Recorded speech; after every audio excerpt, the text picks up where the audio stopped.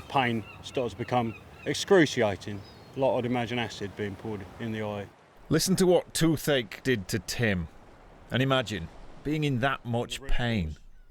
It was a filling that fell out and a tooth that had shattered into pieces. There was 2 or 3 teeth next to it that had all got together and formed one big infection that had gone right up that nerve into the sinuses and around to the top of the eye, and was basically like having somebody pushing in your eye really, really hard. Suffering with an abscess, starting to go blind, and despite many attempts and even a visit to hospital, unable to see a dentist because he wasn't registered and they were only treating emergencies. I got the sense that they were all closed, and that if you were suffering, the best thing you could do was go home and suffer. There were moments where I was contemplating home dentistry, and I was considering the whiskey and the drugs and the pliers option. But because it's right at the back, it would have been, and it was splintered into fragments, it would have been a very messy and brutal thing, and I wouldn't have been able to do it with any precision. But that was frequently on my mind. Yeah, I did have some incredibly dark thoughts, because it got to the stage where I just wanted it to stop. Tim's story made me cry. I know it touched the hearts of my team.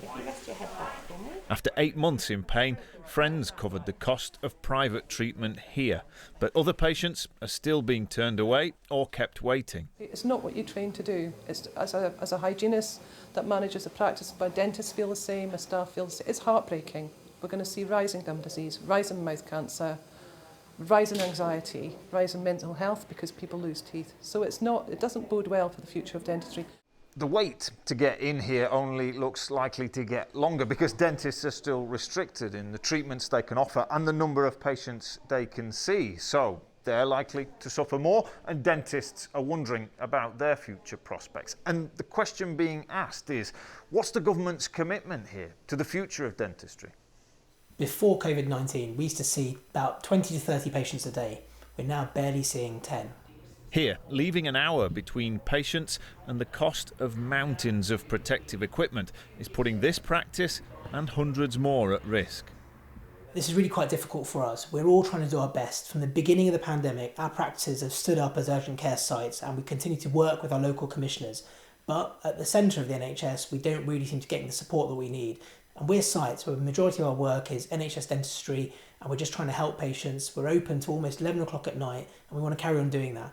But we're going to need some help. It's 2 days since I had this tooth taken out. I'm still in quite a lot of pain. Vision's slowly returning, a bit blurred in that eye. Tim's now on the mend, but other patients are still struggling to get seen. And if some dentists don't survive, that will only get worse. I wouldn't recommend having this if you're poor or marginalised in any way. The difference between NHS and private could mean the difference between suffering and not suffering. Dan Johnson, BBC News, Brighton.